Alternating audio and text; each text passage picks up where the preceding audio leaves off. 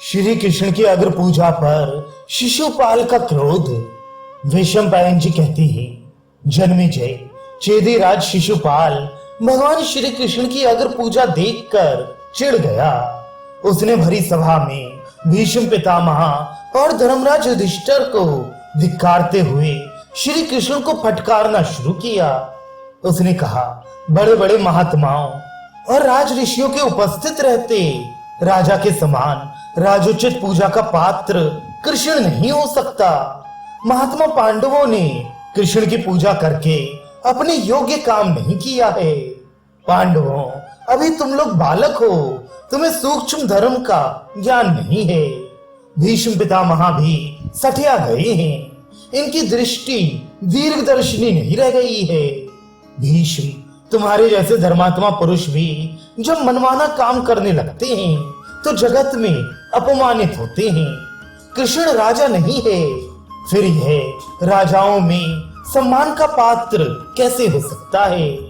ये आयु में भी तो सबसे वृद्ध नहीं है।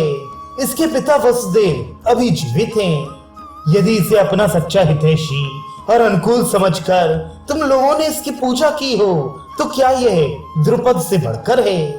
यदि तुम लोग कृष्ण को आचार्य मानते हो तो भी द्रोणाचार्य की उपस्थिति में इसकी पूजा सर्वथा अनुचित है। ऋत्विज की दृष्टि से भी सबसे पहले विद्या वयोवृद्ध भगवान श्री कृष्ण द्वैपायन की ही पूजा होनी चाहिए थी। युधिष्ठिर, इच्छा मृत्यु पुरुष श्रेष्ठ भीष्म पितामह के रहते तुमने कृष्ण का पूजन कैसे किया?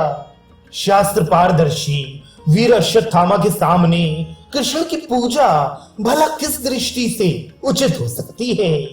पांडवों, राजाधिराज दुर्योधन, भरत वंश के आचार्य महात्मा कृप, किम पुरुषों के आचार्य द्रुम तथा पांडु के समान माननीय सर्व सद्गुण संपन्न भीष्मक को छोड़कर उनकी उपस्थिति में तुमने कृष्ण की पूजा का अनर्थ कैसे कर डाला?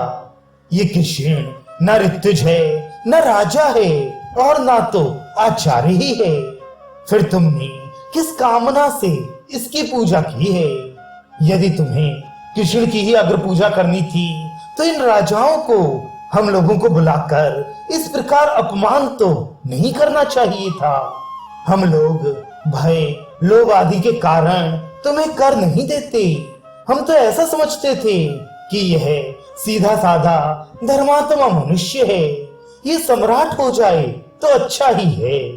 सो तुम इस गुणहीन कृष्ण की पूजा करके हम लोगों का तिरस्कार कर रहे हो।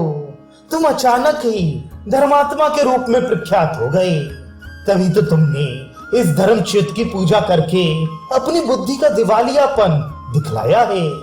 शिशुपाल ने भगवान श्री कृष्ण की ओर मोह करके कहा, कृष्ण, मैं मानता हूँ कि पांडव बेचारे डरपोक और तपस्वी हैं।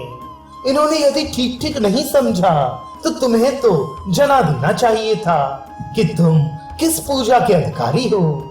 यदि कायरता और मूर्खतावश इन्होंने तुम्हारी पूजा कर भी दी तो तुमने अयोग्य होकर उसे स्वीकार क्यों किया? जैसे कुत्ता लुक छिपकर जरा सा घी चाट ले और अपने को धन्य धन्य मानने लगे, वैसे ही तुम ये अयोग्य पूजा स्वीकार करके अपने को बड़ा मान रहे हो। तुम्हारी इस अनुचित पूजा से हम राजाओं का कोई अपमान नहीं होता। ये पांडव तो स्पष्ट रूप से तुम्हारा ही तिरस्कार कर रहे हैं।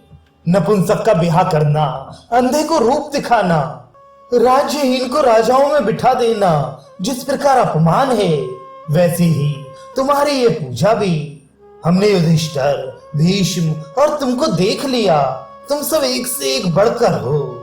ऐसा कहकर शिशुपाल अपने आसन से उठ खड़ा हुआ और कुछ राजाओं को साथ लेकर वहां से जाने के लिए तैयार हो गया।